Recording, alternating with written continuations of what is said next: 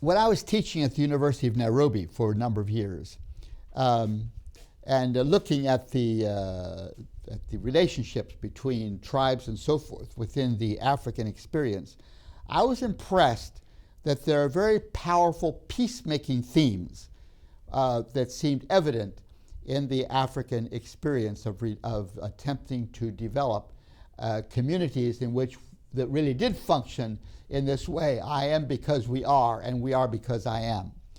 So I asked my students in the classes I was teaching, do research and go and ask your great-grandparents and grandparents, how did they make the peace when there was conflict? How did they work at that? Before the Christian faith was even known in your communities, how did they do that? And so I received research papers from all the tribes of Kenya, I think, describing how they made the peace. And so I want to just describe one tribe right now as it worked at peacemaking, as an example of how they worked at peacemaking in times of conflict. Of course, all the peacemaking related to a need to keep the hierarchy functioning in harmony. And so that meant that the person lower in the hierarchy needed to show respect to the person above in the hierarchy. So that's the way life force flowed from the chief at the top down through the hierarchy to those below. So those below would function respectfully toward the one above. But suppose it broke down. Suppose it's not working very well.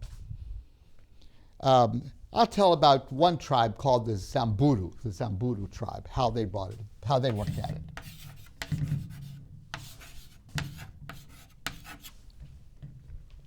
Although this sort of approach basically would apply to all the tribes of East Africa.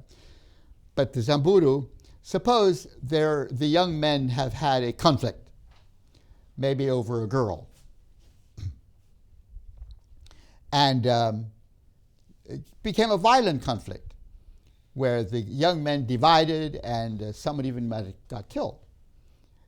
So the wise elders high in the hierarchy, the chief and his council of elders would meet. And then they would call into the meeting these young warriors to hear what had happened. And so they would listen very carefully to the source of the conflict, what had happened, the circumstances under which a warrior had been killed. They would listen very carefully to all of that. The wise old men of the tribe. And then they would pass judgment as to what needs to be done to change the situation into a peaceful situation. How to restore the peace. And so they would probably decide that the young man who had committed the war, who had been involved in the killing, would need to pay maybe 20 cows to the family of the one whom he had killed. Something like that. What needs to be done for restoration? The wise men would decide what steps needed to be taken in order for restoration to take place. So they would pass judgment. And then these wise elders would hold in their hands, in one hand, a sprig of dry wood, dry branches, and in the other hand, the chief would hold in his hand a sprig of green bushes, of green twigs. And so each warrior who had been involved in the conflict would come forward and take a twig. If he took a green twig, that meant he agreed with the judgment of the wise people. If he took a dry twig, that meant that he disagreed with the decision of the elders. So if a young man or several young men took a dry twig, then the elders would sit again to work through the process again, hoping to find a resolution to the conflict that all the warriors would take a green twig.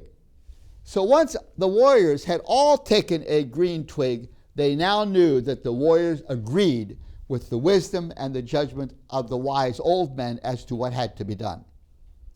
Now they're ready for the covenant of peace. Just declaring peace was not enough. They now needed to make a covenant of peace. So they would take a white bull, 1 year old, a healthy bull, the best they could offer, and they would slay the bull.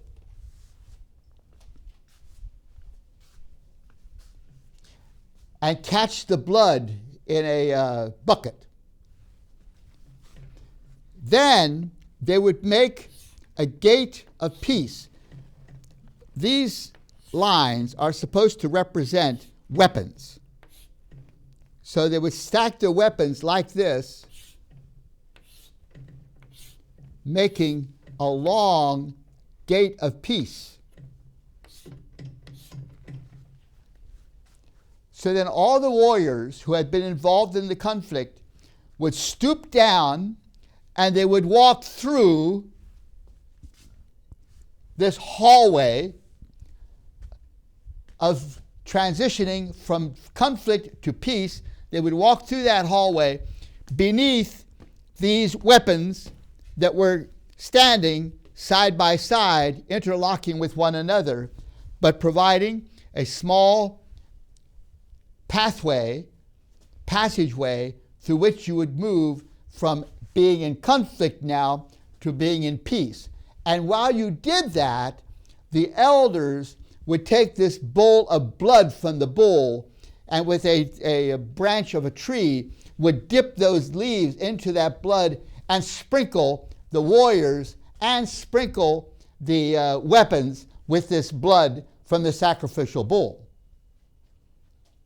And this blood would go down into the ground, which is where the ancestors have been buried. They're buried in the ground.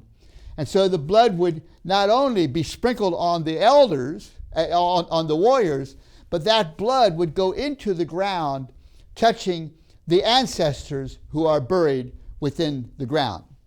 So this covenant of peace, this blood of the covenant of peace, united the warriors now in a covenant of peace with the ancestors also in a covenant of peace. They would now have formed this covenant of peace. Now, the witness to the covenant of peace, they would take the white skin of the bull, cut it in strips, that white skin, and then they would bind those strips of white skin around the wrists of the warriors who had been fighting with each other. So each warrior now had this covenant of peace, a white cow skin bracelet on his arm. And when that happened, the warriors who had this covenant of peace on their arms could never again fight with each other. They had to refrain from any violence towards one another, for they had been united through the blood of that bull with the ancestors in a covenant of peace and with one another in a covenant of peace. And the witness to it all is that white bracelet of the skin of the bull around the warrior's arms. And then they would take a step further. They would take that bull and cook it and have a great feast. And the warriors who had been fighting with each other would take a piece of that meat and go and give it to a warrior that he had been fighting with. And so the warriors are feeding each other from this peace covenant bull that had been slain. So they're having a grand feast together, feeding each other, which now solidifies the covenant in a celebration of eating and enjoying each other's presence. That's how they would work at the peace. Now, it wasn't always totally effective, but it was also remarkably effective. It was an attempt to build a relationship when there was a broken relationship. The most serious broken relationship, however, was not between warriors. It was between father and son. if there was a broken relationship between a father and his son, the elders of the tribe would always intervene. They would meet with the father, and then they would meet with the son, probably first of all meeting separately to hear the situation, what has gone on, why the broken relationship. Why was the tribe so concerned about right relationships between father and son? It's because of the hierarchy. That power and life flows from the top down. God is at the top, but the Father's also up in the hierarchy, isn't he? And so peace and goodwill and life flows from the top down. If there is a broken relationship between the son who is down here in the hierarchy and his father who's up here in the hierarchy, if there's a broken relationship, that means that instead of life-giving power flowing from the top down, you have conflict flowing from the top down. And if there's conflict from the top down, then life will not flow. And there will be a destructive spirit within the tribe and within the family. So the elders of the tribe took this very seriously if there was a broken relationship between a father and a son. And they would meet with them and talk with them, try to hear what had happened, pass counsel on what to do to bring about a restoration and a restitution. And when restoration and restitution had been completed, what would they do? Again, they would kill a goat or a chicken, and they would have a feast. And the blood of the slain goat or the slain chicken, again, would go into the ground, uniting the ancestral spirits now with this father and son who are committed to a restored relationship. Have you benefited from our teaching ministry? Have you found TVS videos helpful and relevant? Please consider supporting us with your prayers and financial gifts. For more information, visit tvsseminary.com. I've written a book about this called Justice, Reconciliation, and Peace in Africa. I've written a number of books. This one I think is my favorite one. I was looking at it again this morning, and I was just very impressed again with the many ways in which African societies work together to try to work at peacemaking. And sometimes it falls apart, like in southern Sudan right now. It's not going well at all. And in that situation, it will need to be the church in a very special way that will need to step forward and help to find bridges, because it's the conflict between different hierarchies there in the South. That's what's going on. And the church is the one community that brings together people from different hierarchies, from different tribal systems. It's a new community.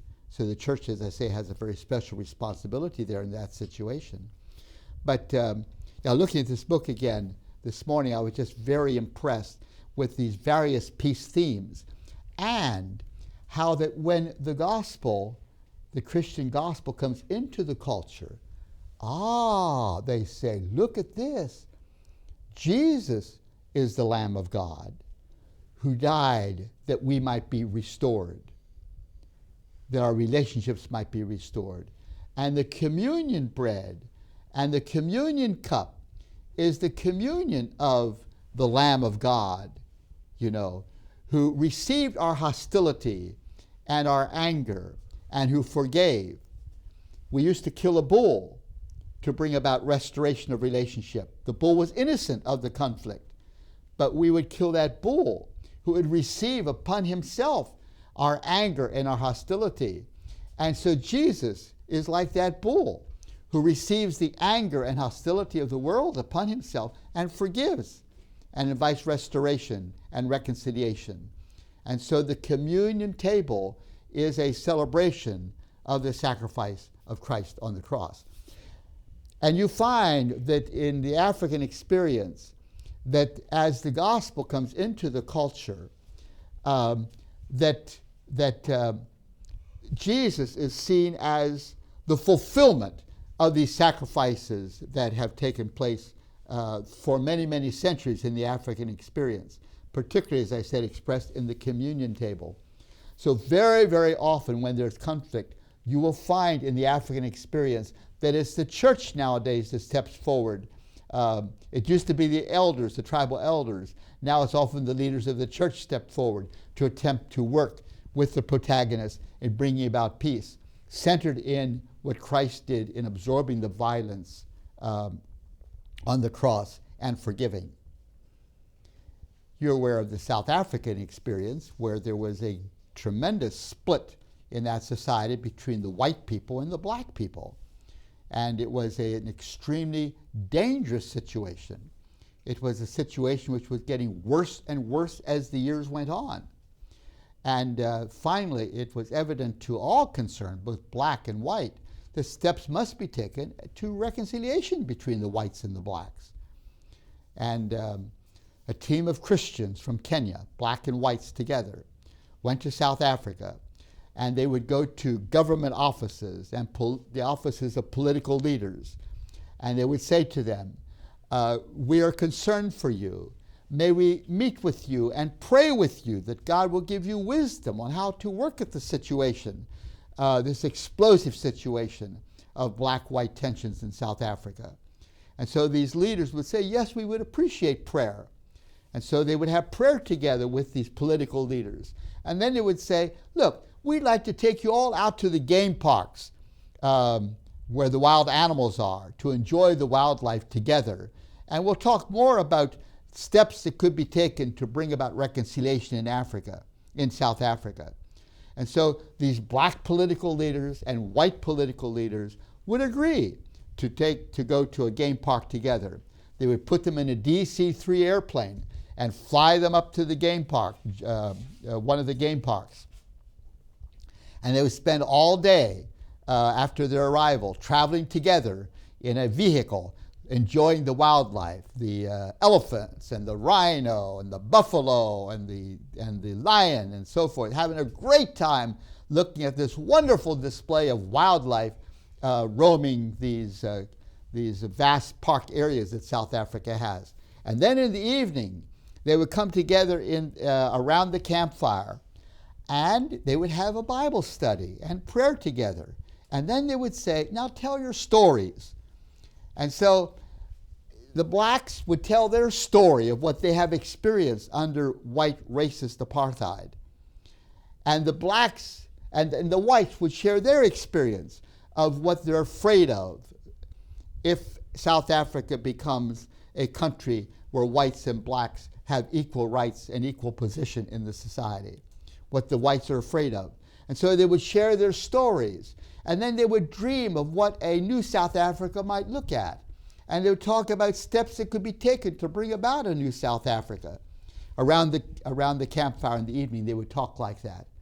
And then the next day, they would fly back to their responsibilities in the offices and so forth in Johannesburg or Durban, wherever they came from. But they, having listened to each other. And this white police officer might say to his wife, you know, I learned from the blacks that when they were in prison, the whites would make them dig a hole, and then they would stand in that hole, and then the white prison guards would urinate on their heads. You know, if I had been treated that way, I would have become a communist also, like some of those blacks had become communists. You know, so they would share the horrible stories of what had happened when they were in prison and so forth with each other, and that was transformational. They had to transform their spirits. And they began to find a way to work together at building peace between these two communities, the white and the black. And the amazing, astonishing transformation that has taken place in that society is just simply amazing. You know, where today South Africa is an interracial society, with the political leadership being interracial political leadership. A country committed to trying to work harmoniously, white and black together, through this transition. And at the center of all of that was Christ, the Lamb of God, who absorbs the violence and who forgives, and in his forgiveness brings authentic reconciliation between the opposing parties, when the church is true to its calling, as in this case, It was a very fruitful and helpful ministry of reconciliation that the church expressed in South Africa. Now, we all know that the church in South Africa also sometimes was a contributor to tension and to broken relationships. But what I'm sharing is an example of the church stepping forward and working at reconciliation in ways that were very positive and very helpful.